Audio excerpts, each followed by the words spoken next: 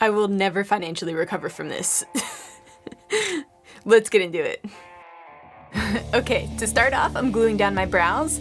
On the tiger side, I'm gluing down my whole brow, but on the Joe side, I'm only doing the outer half since his brow doesn't come down as far as mine. To prep my face for the tiger side, I went in with this SFX white cream paint, and this is by Makeup Revolution.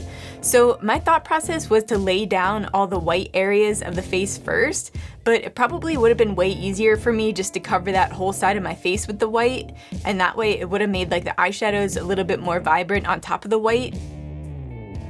And to set that cream paint, I'm going in with the Anastasia Beverly Hills translucent powder. So this is really just gonna set everything in place so that it can't move around or crease. For the whole tiger side of my face, I actually only used one eyeshadow palette. These were just the perfect shades for tiger fur, and this is just the Neutral Territory palette by Morphe. All these shades are super buttery and super pigmented, so this was just the perfect overall palette. I had a picture of a tiger pulled up, so I was pretty much just copying every detail of that image. I've seen a lot of other tiger looks in the past where they usually just draw the eye on, but I really wanted to use my own eye and just manipulate my own features to mimic a tiger's. Going in with the Huda Beauty Lifeliner, I'm topping off those black patterns just to give them a little bit of a darker pigment, and I'm also lining my lower waterline. So I'm dabbing this into all those areas a little rough, just to give it almost like a hair-like texture to it. I usually use black paint for this, but I really wanted to challenge myself to only use makeup. I only used black paint when it came to the body portion because those areas were just like a bigger area and I didn't want to use up the eyeliner on that. To finish off the tiger makeup, I lined the cheek snout area with a white liquid liner by NYX, and this is just going to make it look a little bit more defined while also adding a little bit of pop. Now we're moving on to the fun part. It's Exotic Joe time.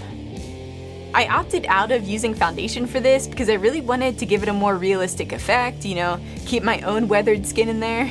But I did use a little bit of concealer underneath my eye just to hide some of that greenish hue that I have under there.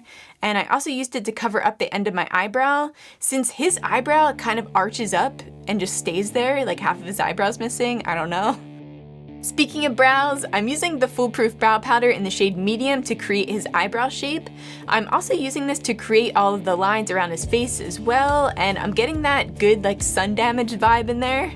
Oh, and I'm also using this for his mustache as well. For all of the highlighted areas for Joe's face, I went back in with that white cream paint that we used on the tiger side, and I'm using this for highlighter because it gives it a more natural effect, whereas if you use an actual highlighter shade, it has more of like a metallic sheen, so I didn't really want that effect.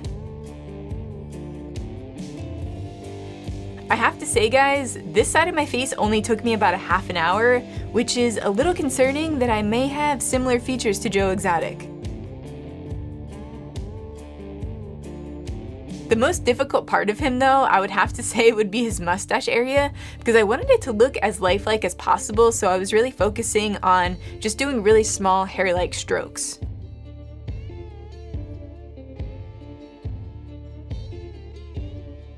I wanted to make sure that that split line was a little bit more defined, so I'm going back in and deepening it up real quick using that dark brown shade from the Morphe palette, and then it's back to working on Joe. I'm just perfecting his nose shape. I'm lining the outer corner of my waterline just because his eye is a little rounder than mine, and then I'm pretty much just making sure his face creasing is top notch. Now for his earrings, I definitely have small hoops like this in a jewelry box that I can't find anywhere, but in the meantime I just cut 2 circles out of cardstock paper and I pretty much just pinched these in place. Would it even be Joe Exotic without the mullet? Luckily, I had these bang clip-ins lying around that I usually use for wigs for cosplay looks, so these are perfect. I left this clip in just to show you guys how much I really committed to this look. So I originally cut an old hat in half and I was gonna use this to hide like the variation between my hair and the bangs, but it just wasn't looking right. So I decided to spray my roots using colored hairspray from Spirit Halloween. And I mean, that didn't work out super well either, but at least it toned down my brown hair a little bit. Since the bangs weren't laying flat to my head in the front, I had to use a bobby pin to secure it in place, so I'm just using some white paint just to cover this and make it blend in a little bit.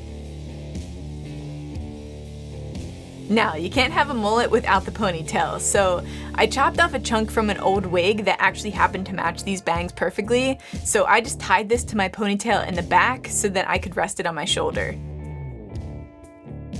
Now I'm just creating Joe's neck tattoo using a dark green paint, then I'm shifting focus back to the tiger side so that we can finish up the body. I'm going back in with that white cream paint for the inner half, and then I'm using the brownish orange eyeshadow tones for the outer portion. I'm mapping out the lines using that black eyeshadow and then filling it in using black paint.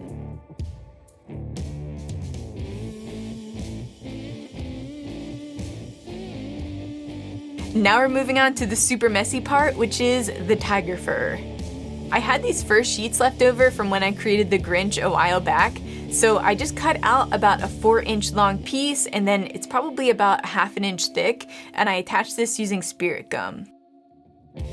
When you trim these, by the way, this fur sheds everywhere, so it's definitely a mess. You have to vacuum up your whole studio afterwards, but it has such a realistic effect that you really just can't pass it up.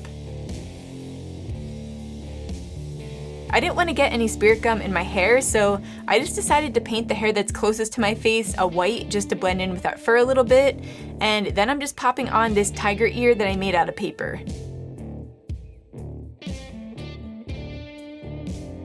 And last but not least, I forgot to add the tiger whiskers, so I'm just doing that real quick, and that completes the look.